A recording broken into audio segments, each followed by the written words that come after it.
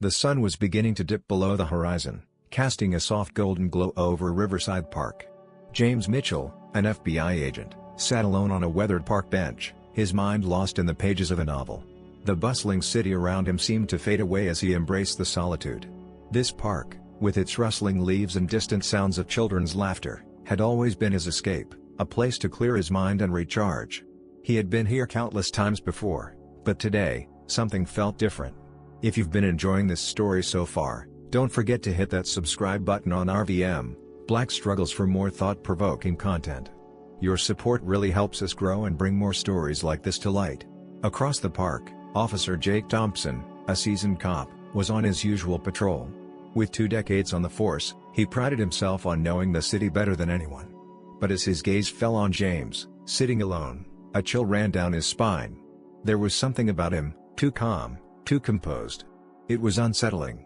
Thompson's instincts, honed over the years, kicked in. Something wasn't right.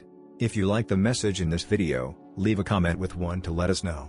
If not, feel free to comment 0, we value your opinion.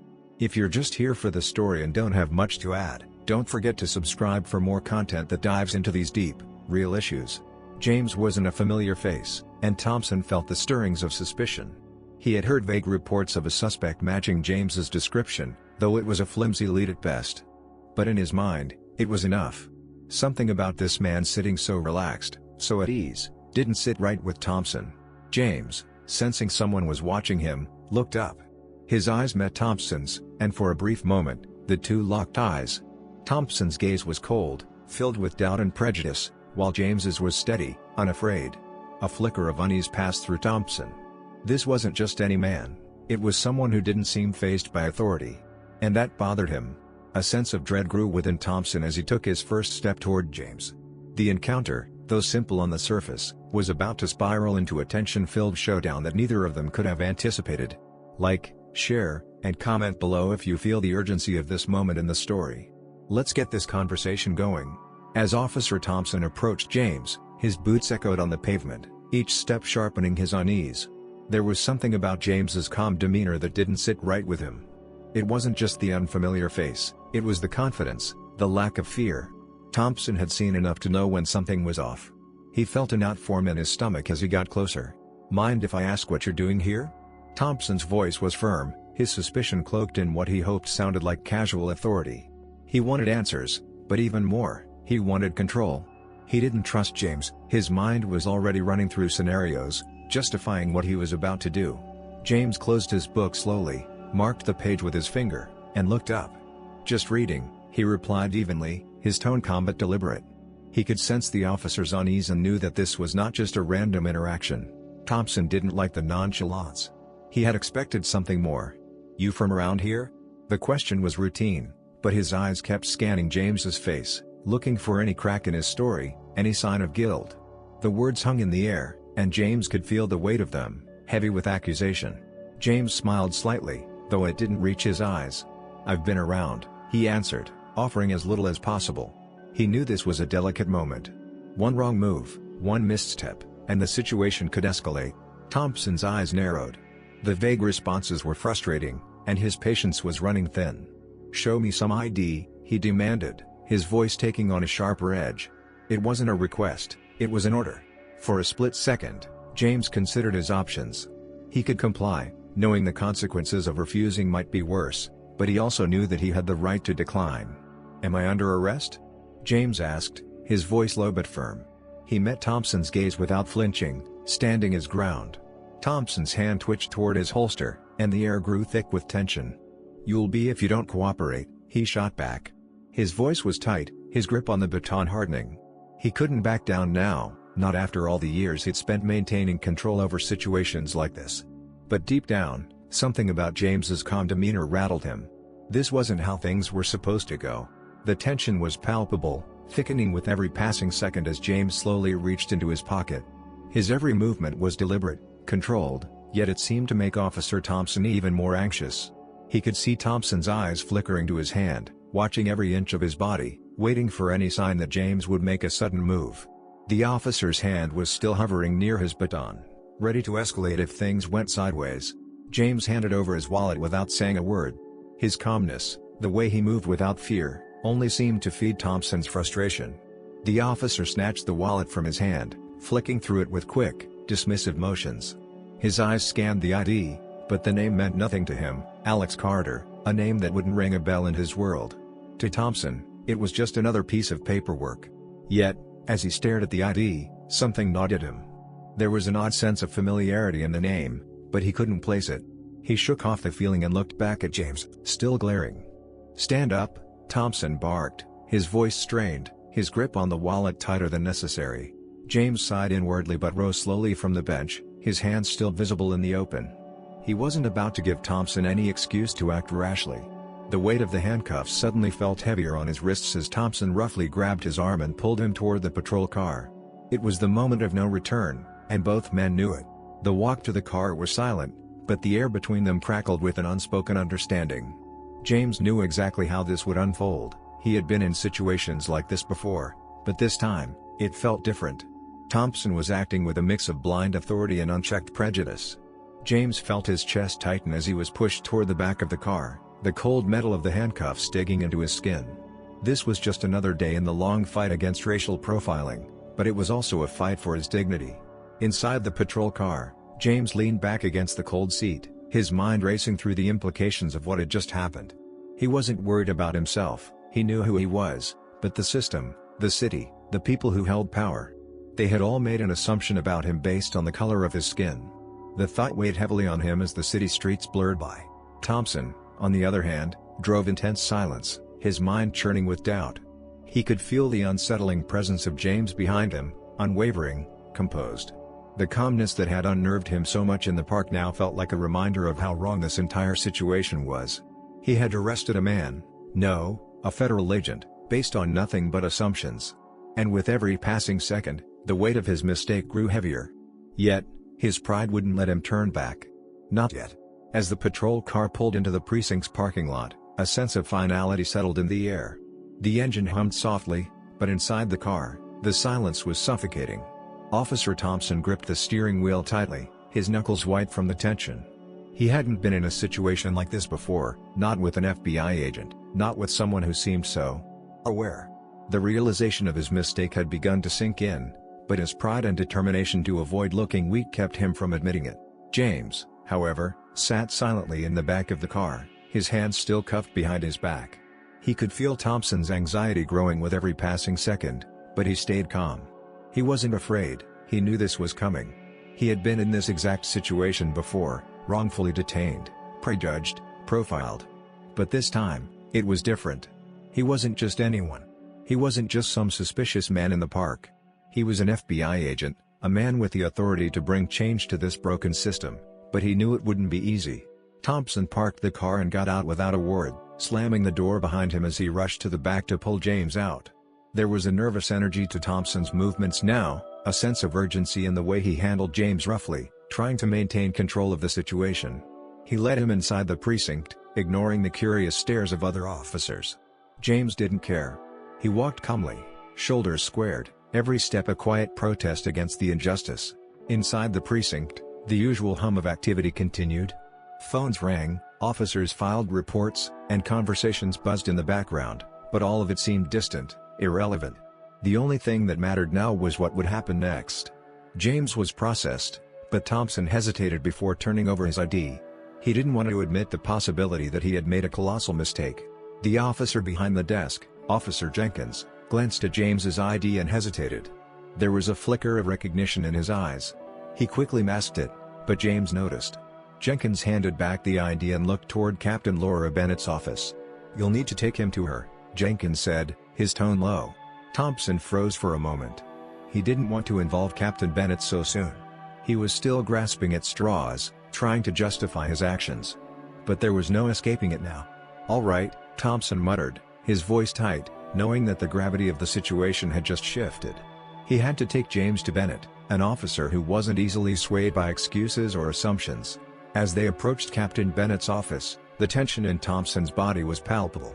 James walked beside him, his expression unreadable, but internally, he knew this was the moment. This was where the truth would finally be exposed. It was no longer just about what Thompson had done to him, It was about what would happen to the system that allowed it to happen in the first place. Captain Bennett's office door loomed ahead, and for the first time, Thompson hesitated. But before he could gather his thoughts, he knocked sharply on the door and entered, leading James into the room. Captain Bennett's sharp eyes met theirs as she gestured for them to sit. The room felt too small for the weight of what was about to unfold. Thompson knew the truth would come out soon enough, but he couldn't help feeling the weight of the consequences pressing down on him. Captain Bennett's voice broke the silence. "What's going on, Officer Thompson?" she asked, her tone calm but firm. Thompson cleared his throat and began his explanation, but the words felt hollow, even to him. He had brought James in for questioning, but what he really wanted to say was, "I made a mistake." And deep down, he knew he couldn't undo it. The tension in Captain Bennett's office was thick enough to suffocate. As Thompson began recounting the events that led to James's arrest, his voice wavered, the weight of his own words starting to sink in.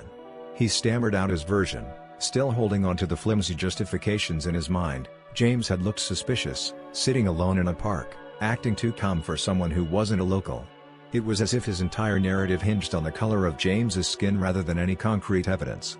The more Thompson spoke, the more his reasoning sounded absurd, even to him. Captain Bennett's gaze never wavered. She listened intently, her sharp eyes cutting through Thompson's nervous explanation like a blade. The more he talked, the more it was clear that his decisions had been clouded by something darker: prejudice, fear, and a lack of willingness to see beyond the surface. Her silence spoke volumes. James sat quietly, his posture calm, but his mind was sharp, processing the unfolding situation. He knew that this was the moment when things could change. This wasn't just about his arrest, it was about the system that allowed this kind of discrimination to flourish unchecked. And though he had a long road ahead, this was a pivotal point. If Thompson wasn't held accountable, nothing would ever improve.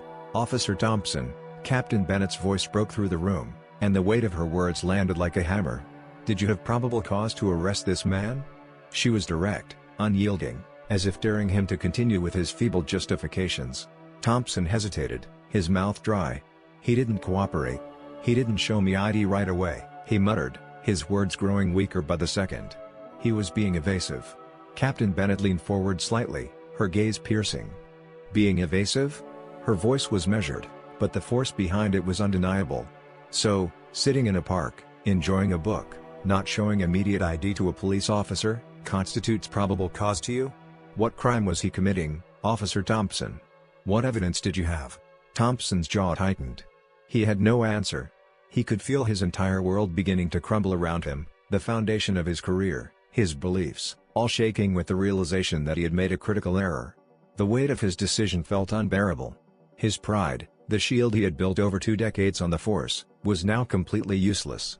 James's calm demeanor only intensified Thompson's discomfort. Every word from Captain Bennett, every questioning glance, every silence in the room seemed to bring him closer to the realization of his own failure. He could no longer ignore the truth that had been staring him in the face the entire time. He had acted out of bias, out of prejudice, and had arrested an innocent man, a respected FBI agent, based on nothing but assumptions. Captain Bennett shifted her gaze from Thompson to James. "Mr. Carter, I apologize for this," she said, her voice steady but laced with regret. James gave a small nod, his eyes never leaving Thompson. He wasn't angry. He wasn't going to let his emotions derail the moment. He simply wanted justice, and he knew this was the first step toward accountability. "I understand," James replied evenly. His words were calm but carried a weight that Thompson couldn't escape. "It's not the first time this has happened to me," he continued, his eyes steady. "But it should be the last." Thompson felt the room close in around him. He could hear his own heartbeat, fast and frantic in his chest. The pressure of the moment, the reality of what he had done, was crushing him. But he could feel something else too, something he hadn't felt in a long time: guilt. His entire life in law enforcement, the values he thought he upheld, were now in question. Could he really continue to wear this badge, knowing the harm he had caused? Was he the man he thought he was? Captain Bennett turned to Officer Jenkins, who had been silently watching the scene unfold. "Take Mr. Carter's ID and confirm his identity," she ordered, her tone final. Jenkins nodded, turning toward the desk as Bennett stood. "Officer Thompson, you'll stay here while we handle the next steps." Thompson's world seemed to blur. The sense of finality in Bennett's voice made it clear, this wasn't just an incident to sweep under the rug. Something needed to change, and it started now. The question was, would Thompson learn from this, Or would he continue to let his biases rule him?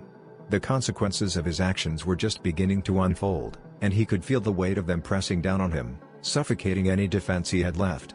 Officer Thompson stood stiffly as Captain Bennett and Officer Jenkins left the room to confirm James's identity, leaving him alone with the crushing weight of what had just transpired. His mind was reeling, spiraling into self-doubt.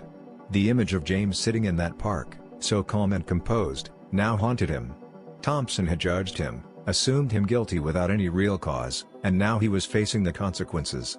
He could feel the eyes of the precinct officers on him, some sympathetic, some judgmental, but all of them aware that something monumental was unfolding. In the silence of the room, Thompson replayed the entire interaction. He could see it so clearly now, the way James had answered his questions with measured calm, the way he'd refused to be intimidated.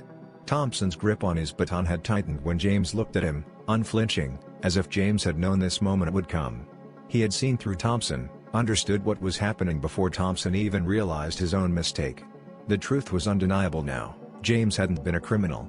He had been an innocent man, wrongfully detained because of one simple thing: his skin color. Back in Captain Bennett's office, the tension was building. Captain Bennett sat at her desk, hands clasped, staring at the report that had just come in. She had seen enough. The body cam footage confirmed everything James had said. Officer Thompson's actions were clear. He had escalated the situation unnecessarily, made assumptions based on nothing but bias. Bennett's jaw tightened as she processed the situation. This isn't just a matter of one officer making a mistake, she muttered to herself. She knew that the investigation would have far-reaching consequences. This was a systemic issue, something that couldn't be solved with a simple reprimand. The department needed a cultural shift, not just punishment.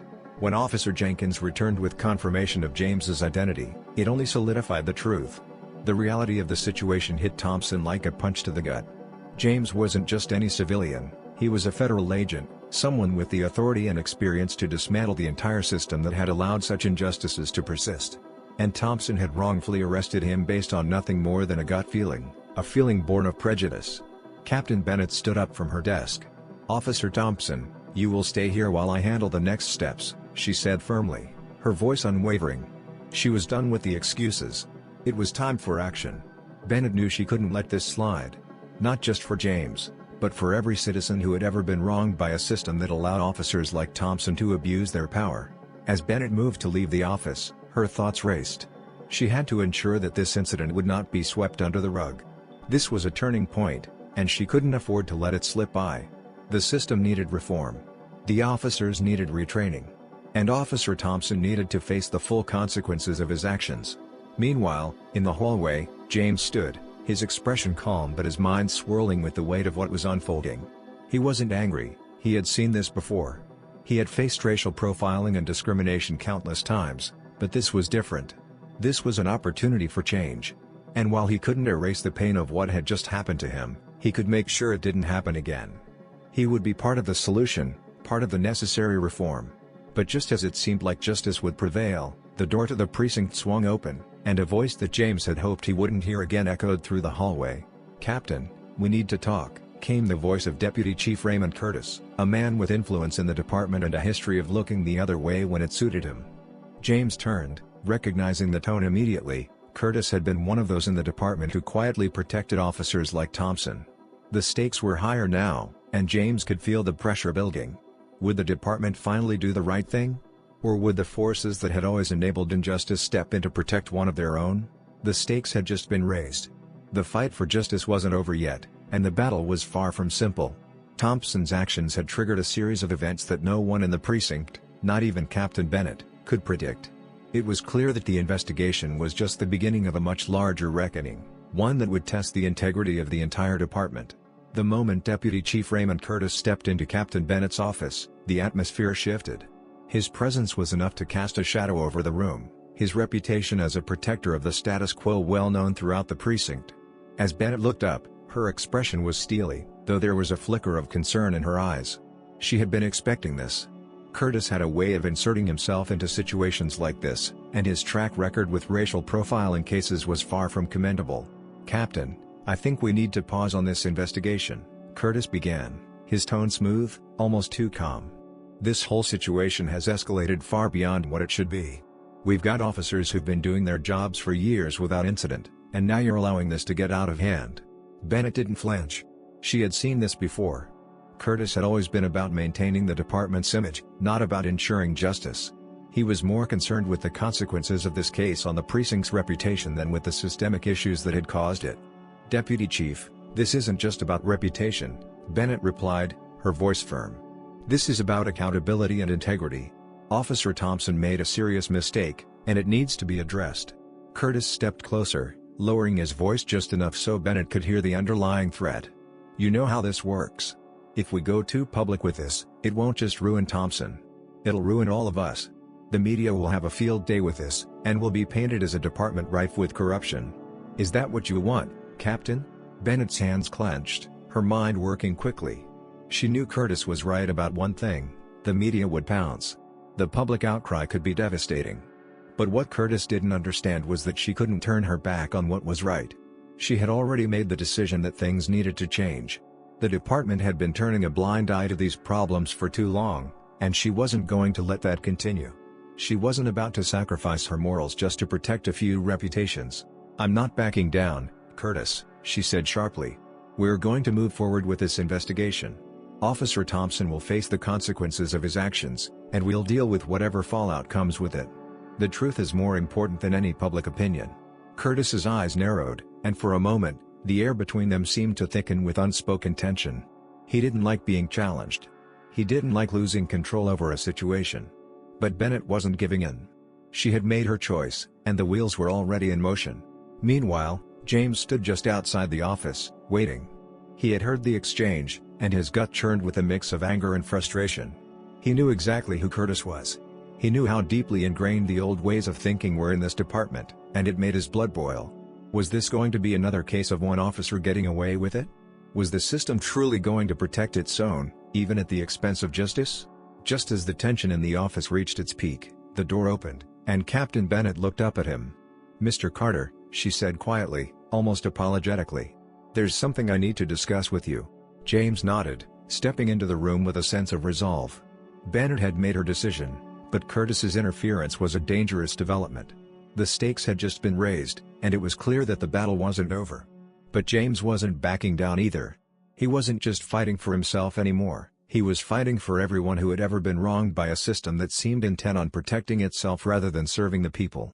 "Let's make sure this doesn't go the way they want it to," James said, his voice calm but with an undercurrent of steel. "We have to push forward, Captain. For the sake of justice, we can't stop now." Bennett met his gaze, a flicker of determination in her eyes. "We won't," she assured him. "This isn't just about one officer anymore. It's about making sure this never happens again." As James stood there, he knew the path ahead was going to be even harder than before. The system was fighting back, and they had just lost a powerful ally in the department. But the fight was far from over. With Bennett by his side, and with his unwavering resolve, James was ready to take on whatever came next.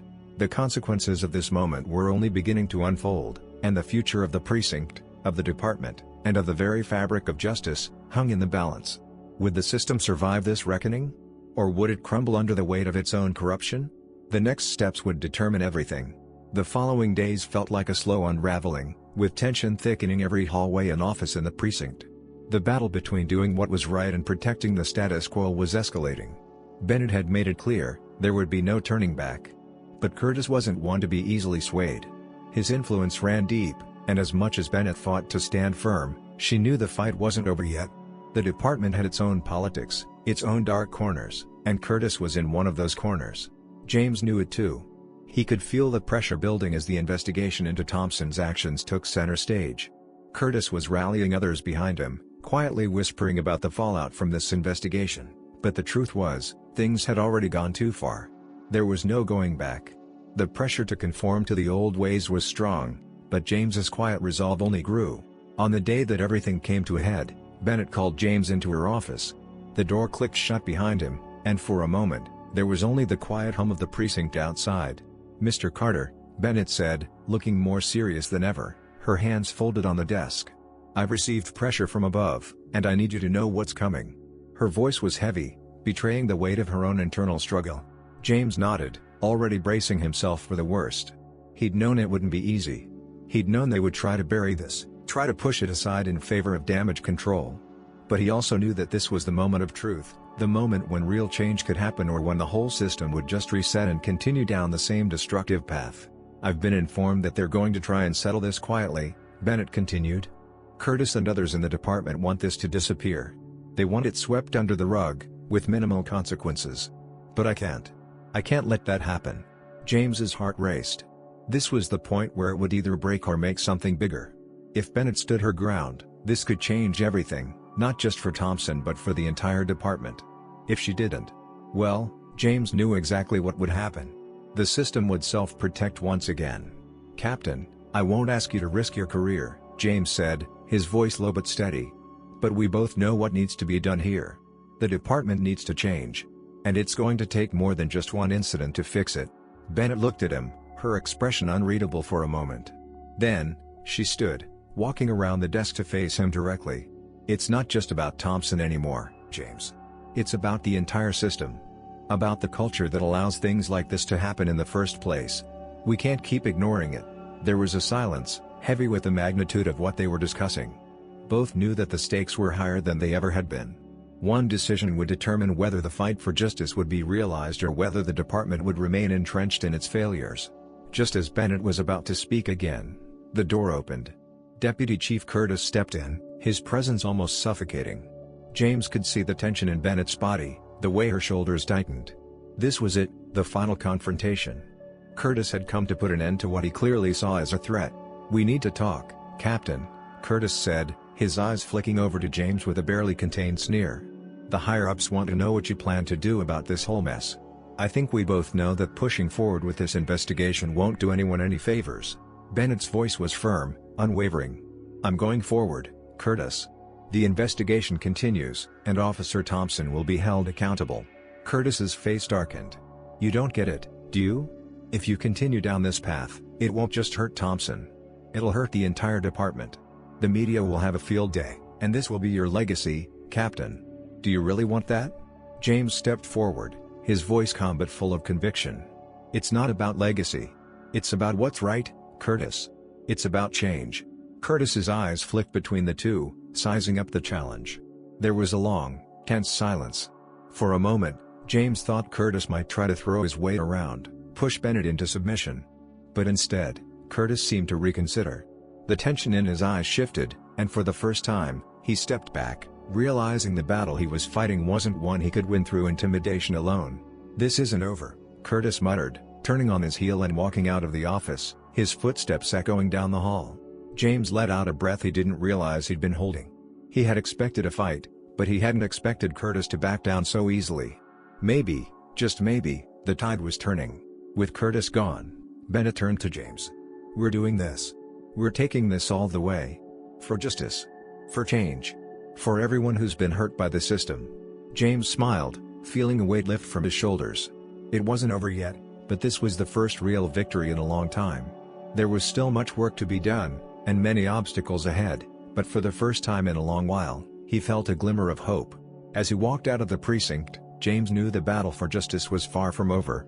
But now, with Bennett's support, with the truth on their side, they had a chance to create real change, not just in the department, but in the world beyond. The story of James and Officer Thompson serves as a powerful reminder of the importance of challenging prejudice and standing up for what is right, even when it feels like the system is against you.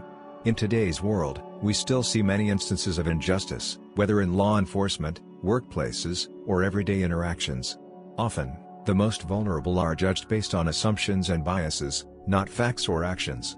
The key takeaway from this story is the importance of speaking out against injustice, even when it's uncomfortable.